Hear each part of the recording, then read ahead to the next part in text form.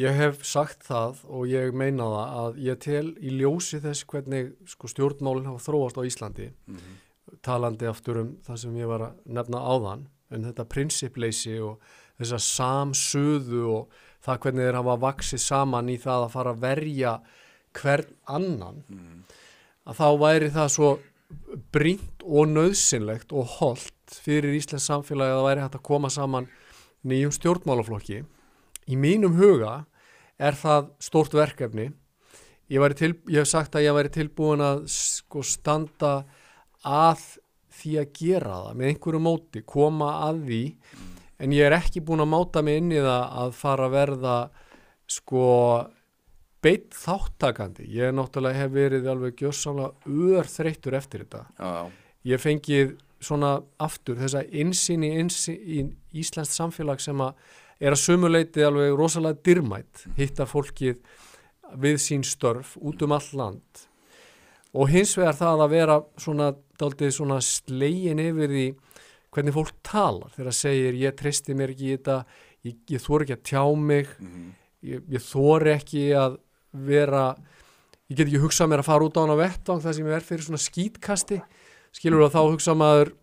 hverjir verða það, allt þetta flotta fólk sem maður hefur hitt. Það er minnihlutu þess sem að þorir á endanum að koma fram, skilur. Þannig að það er svona ákveðið mönnun á vandamál. Það graf alvarlegt vandamál, það Já. Bara, og það að einhver leyti skiljanlegt, eins og þú nefnir hérna dæmi með beauty tips og hvernig þú og þín kona verði fyrir barðinu á þessu. Ég þekki þetta sjálfur og mín kona þekkir það líka. Og þú getur líka rétt ímyndaði bara hvernig Bjarni Benediktsson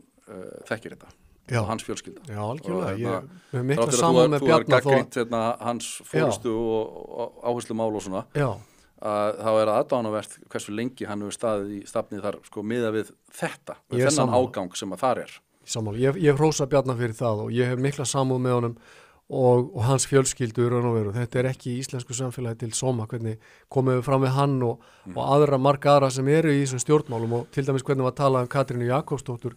í þessu mér sagt, var víst hræðilegt. Já, ég hef líka, ég sá það líka, það reynt út sagt ótrúlegt, hvernig hún sem að ég hef aldrei kosið Katrínu Jakobsdóttur, eða þó, ég kaus Vinstri græn 2009 eftir hrunið, viðurkenna það var bara einhvern veginn, þá var ég á þeim stað að mér fannst eins og þetta væri eini flokkurinn sem væri algjörlega saklaus af því stóra vandamáli sem að hafði skapast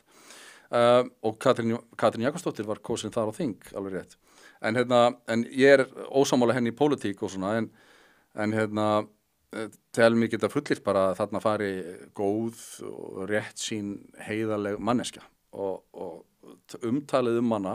í aðdraganda þessa forsetakosninga er mér algjörlega bara óskiljanlegt. Það bara galið hversu mikið fólk getur dregið upp af hatri og heift í garð mannesku sem búin að þjóna landinu að mér finnst þó hann hafi þetta, eins og segja aftur önnur pólitísk sjónarmið heldur en ég ber innra með mér það er þetta bara algjörlega brjálað að sjá þetta en af því að þú segir þetta, þú kannski myndir frekar vilja hjálpa til við að koma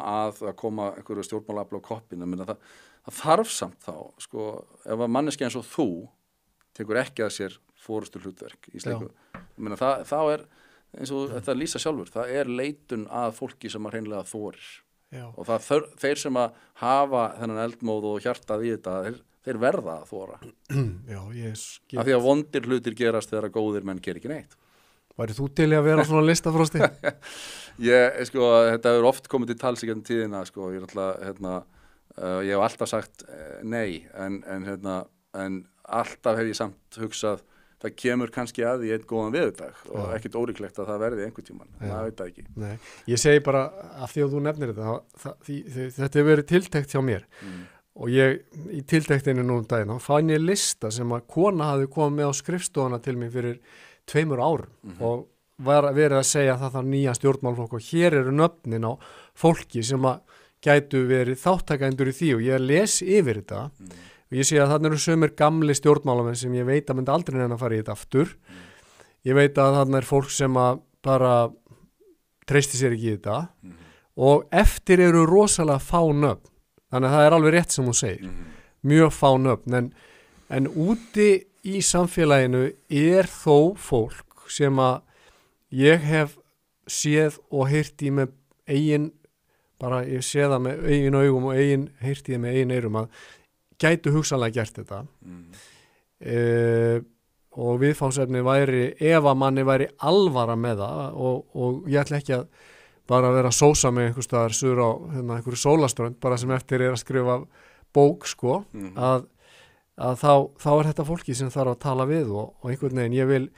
ég vil trúa því að það sé svona þráður í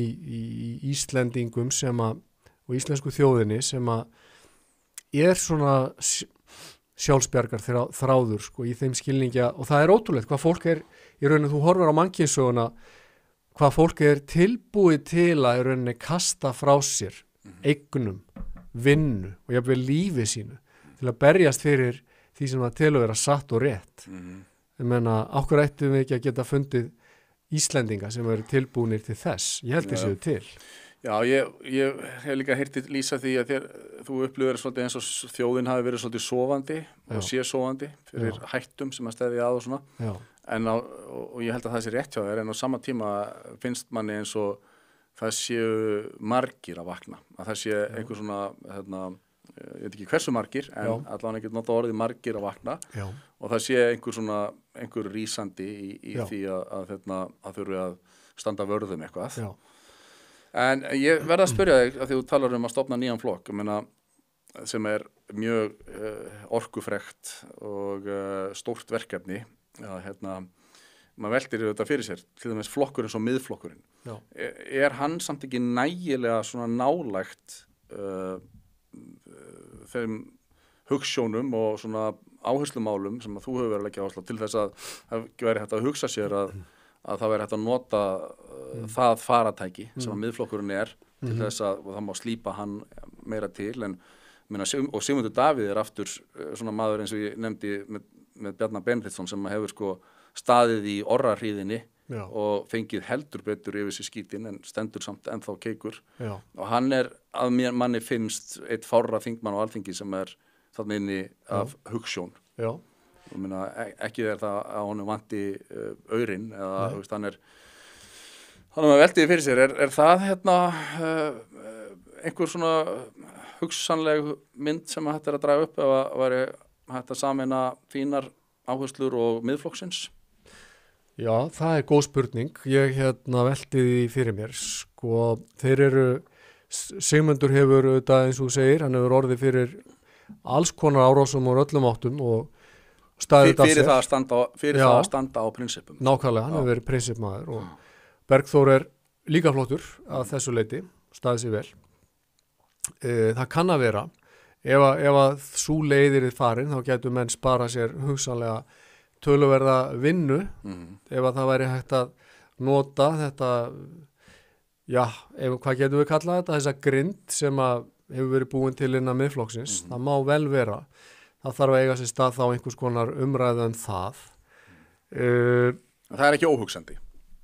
Nei, ég held að menn hljóta að skoða það í rólegheitunum Ég hef verið alveg persónlega algjörlega afhugað í að fara inn á þingið og ég var alveg búin að telja mér trú það í þessum forsetakosningum að það væri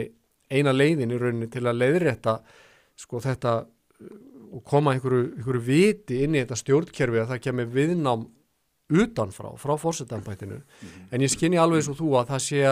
það sé svona að verða vakning og ég var að vona að það kæmi bara eins og að stíflan myndi bresta sko fyrir 1. júní, hún gerði það ekki greinilega fólk vil hlýjan móðufaðm til þess að halla sér að, Íslendingar kannski,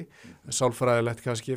frekar heldur en að vera með strangan pappa eins og ég var kannski að koma fram, en það alveg skiljanlegt, en þegar þessi stífla brestur, þá mun hún bresta af krafti og það mun gerast bara eins og gerist alltaf á Íslandi að pendúllinn sveiflast þá tiltölulega hratt. Það hefur verið talað það að alls konar vörur hafa verið markasettar á Íslandi með glæsilegum árangri en útlendingar átta sig ekki á því hvað hlutinni gerast oft ótrúlega hratt á Íslandi. Þegar einhver góð hugmynd kemur eða fólk byrjar að kveikja á einhver þá bara búm, allt í einu er allir með þetta. Akkurat, þannig að það er staðreynd. Það gæti gerst. Við tilengum okkur hluti mjög hratt ef því að skipta. Já, þannig ég vil ekki útiloka að það geti gerst fyrir næstu þingkosningar og að það gæti orðið einhver svona vakning, einhver bara pólun, einhver siðbót, ég vil kalla þetta sko siðbót sem þurfa að framkvæma ekki bara í stjórnmálunum heldur líka bara í umræðu hefðin á Íslandi. Það sem að við hættum að tala svona sóðalega og við hvort annað.